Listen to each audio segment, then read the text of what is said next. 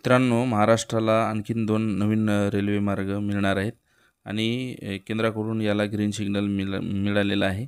याची डिटेल आपण जाणून घेऊया। तत्पूर्वी आपण चॅनलवर नवीन असाल तर आपल्या चॅनलला सबस्क्राईब करायला विसरू नका। छत्रपती संभाजीनगर ते चाळीसगाव दरम्यान रेल्वेला मंजुरी मिळाली आहे आणि त्याचा ग्रीन सिग्नल मिळाला असून भविष्यात या शहरादरम्यान प्रवास करणाऱ्या प्रवाशांना प्रवास सुपरफास्ट होईल अशी आशा आता पल्लवित झाली आहे।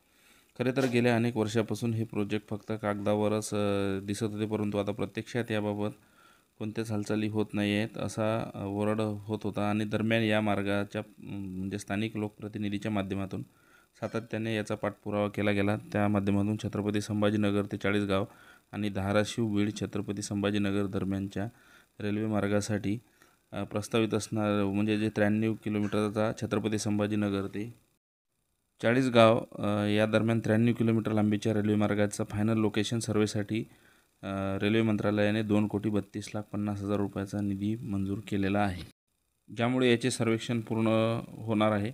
सोबतच धाराशिव छत्रपती संभाजीनगर या 250 किलोमीटरच्या रेल्वे मार्गाला अंतिम सर्वेक्षणासाठी 6 कोटी रुपयाचा निधी मंजूर करण्यात आला आहे।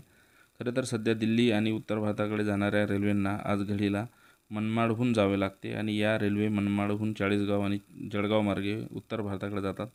त्यामुळे सध्या स्थितीला मराठवाड्यातील छत्रपती संभाजीनगर उत्तर महाराष्ट्रातील चाळीसगावला रेल्वेने जाण्यासाठी तीन तासापेक्षा अधिकचा वेळ लागत आहे। सध्याच्या संभाजीनगर ते चाळीसगाव हा रेल्वे मार्ग जवळपास 160 किलोमीटर लांबीचा आहे, मात्र नवा छत्रपती संभाजीनगर ते चाळीसगाव हा रेल्वे मार्ग किलोमीटर राहणार आहे, कारण हा नव्याने प्रस्तावित करण्यात आलेला रेल्वे मार्ग झाल्यानंतर मनमाड न जाता थेट गाड्या चाळीसगावला पोहोचतील व या प्रकल्पामुळे या भागातील प्रवाशांचा वेळ आणि पैशांचा अपव्यय टळणार आहे आणि दिल्लीचे अंतर जवळपास 250 किलोमीटरने कमी होणार असा या माध्यमातून असणार आहे। तसेच धाराशिव बीड छत्रपती संभाजीनगर रेल्वे मार्ग पण पूर्ण होणार।